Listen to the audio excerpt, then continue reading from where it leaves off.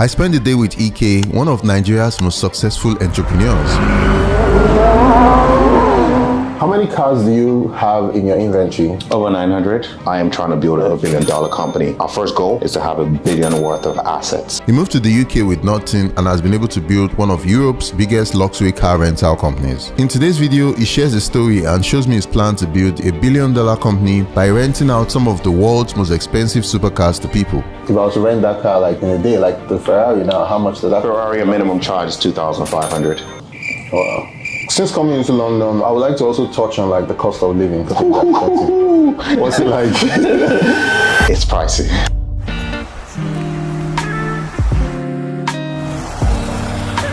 Oh, this is Mayfair Street, yeah? Of course. Okay. Berkeley Square. Okay. Where our headquarters are. We typically have some cars out here. Not every day, but we brought some cars out here for you. Here's the Ferrari Portofino, the G63, Range Rover, and the Bentley Bentayga. All these cars are under your company? Of course, of course. These are the most popular in our fleet. This is my favorite. It's an easy drive. I thought I'll take you out for a drive and see how we go. Can I drive it myself? Okay. You can try. No, please. I don't want to buy markets. I'm riding in a Ferrari today in London. I don't know if this car is for tall people like me. Okay. It is actually.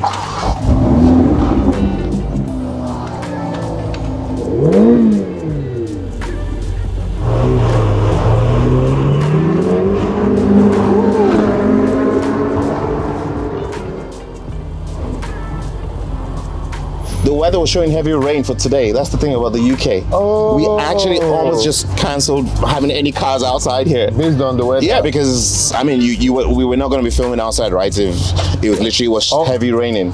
And then I was like, you know what? Just sometimes bet on yourself. The weather will be fine for you. I've been seeing a lot of like luxury cars like around this square. This is like a very high value area. I mean, this is Mayfair. This is your, if you're going to compare this to Lagos, it was the central of Ikoyi. Oh. Yeah. Okay. What I've heard and I've seen, London is pretty expensive.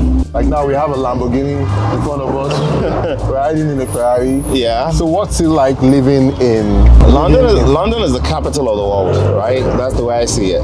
If you're trying to get to anywhere or do business in the world, you kind of have to stop in London first. It's a beautiful city when we have good weather. That's a beautiful Lamborghini. Yeah. We're all here enjoying the same city, you know? London is also very predictable, you know? You don't wake up and something's totally changed. Unlike some places. Exactly.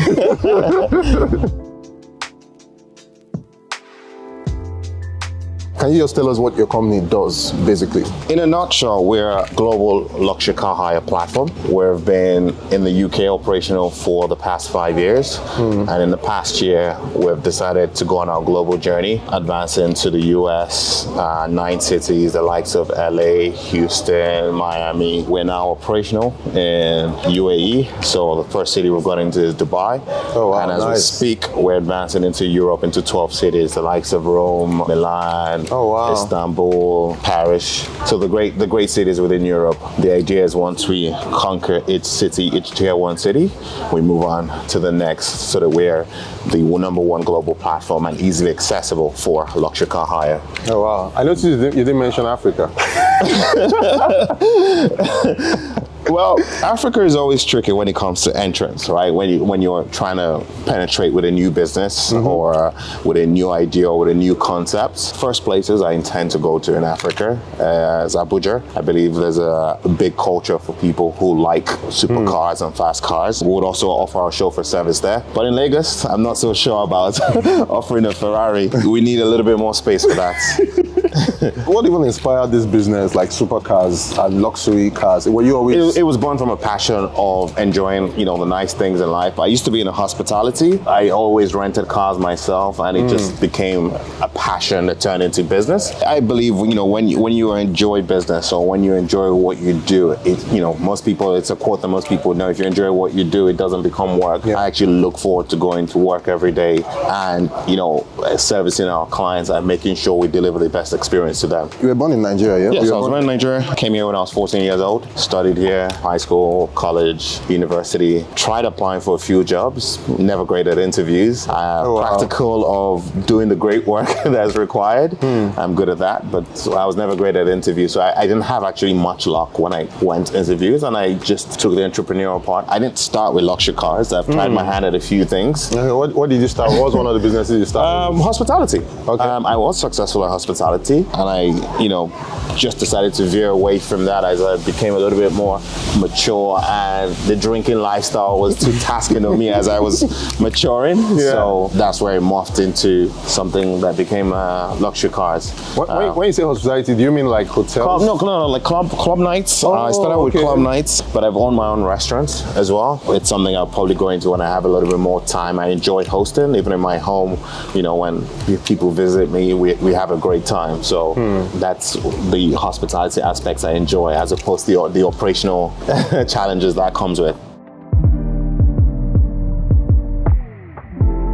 Can you take me through your journey, growing up? Because now we're showing guys luxury cars and all this luxury lifestyle. But did you come from a rich family? How did you grow up? No, not at all. My family or surname is not Sana or Tedola or Dangote or Adeleke. Yeah. We come from humble enough, middle class family, hardworking parents who've worked hard and given us all the background and foundation, good schooling, and all we need to be equipped to go out there and be successful in life.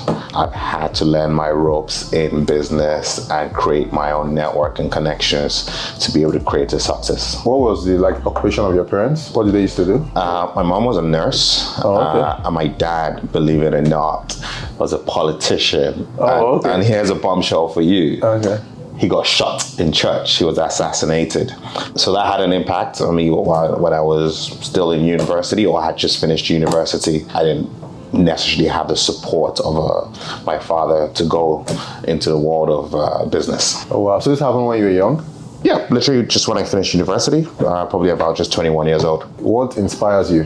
My mother, she did a lot of business, even though she was a nurse. She used to ship containers to Nigeria. Oh, okay. Oh, I feel wow. like everyone's parents has done that, but she used to forcefully take me on the road with her, and I used to grovel about it, as we all do when we get asked to do things when we are young. Yeah. But as a mature adult now, I can see how that inspired me without intention. I literally would watch her negotiate, buy items in the bulk, ship these containers, get her cash back. Young child at 15, 16, and I just thought, this is very painful watching this. But I'm sure it was laying those seeds and, that have manifested into, the business person I am today, or the business decisions that I take. You've talked about the business itself. Apart from what you mentioned as regards one of the challenges you faced when setting up the business, was there any other thing you faced that was a challenge? So maybe raising funding, or did you start with one car? Or how can you just give us that origin story? So the advantage that we have,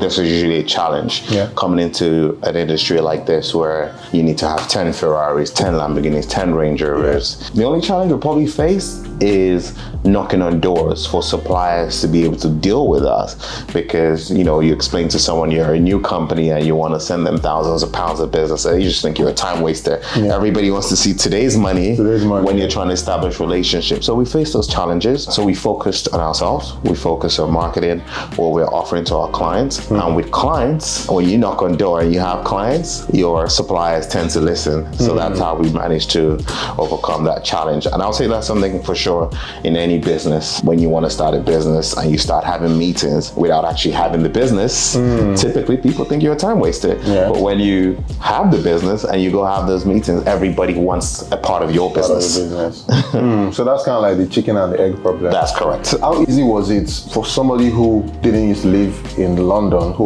wasn't from London, to come in here and set up business? How easy is it for anybody? Is London a place where you can easily For start one, business? UK is probably the easiest place to set up a limited company. You can set up a limited company in 5 minutes. Oh, really? Yes. Perhaps later you'll be questioned on maybe your due diligence and send some paperwork in just to be sure of who you are behind the company. But in terms of setting up Ina Films Limited in the UK. That can be done in 5 minutes. Then I guess opening bank accounts, opening transactional portal, things like that take a little bit more being ingrained in the business network, understanding how to operate or how to explain yourselves when you're being asked by financial institutions, how do you transact with your clients so that you actually get the best rates or they get the best results or, establish the best relationships. What led to the decision of you deciding, or was it like a decision that your parents made for you, deciding to leave Nigeria and come here? Oh, it was a decision my mom lived here. My dad actually was still alive then in Nigeria, was still practicing politics. And my mom just thought, over time, her kids should be more in London and be closer to her. So over time, my dad was one of the people that probably believed that the world was coming to an end in the millennium. People were terrified the world was going to end. This is not one of the summer movies where you can close your eyes during the scary parts. I still remember the exact date I came into the UK was the 5th of January 2000. So you have to wait a couple of days. So maybe the first day, second day after the millennium, just checking. Just checking if the world is. And then by the 4th, we flew over and I was here on the 5th of January 2000. Let's go into something related to Nigeria. So there's this thing happening, and I'm sure you've heard about it, where a lot of Nigerians are leaving Nigeria and coming to the UK. It's called Japa. Okay. I have a lot to say on that. Okay, what are your thoughts? Because I feel like everybody wants to come here. Mostly Nigerians, the main place Nigerians travel to the most is the UK. And everybody feels like, when you land here, it's like the land of milk and honey, everything just opens up for you. What are your thoughts on the whole Japa thing? For one,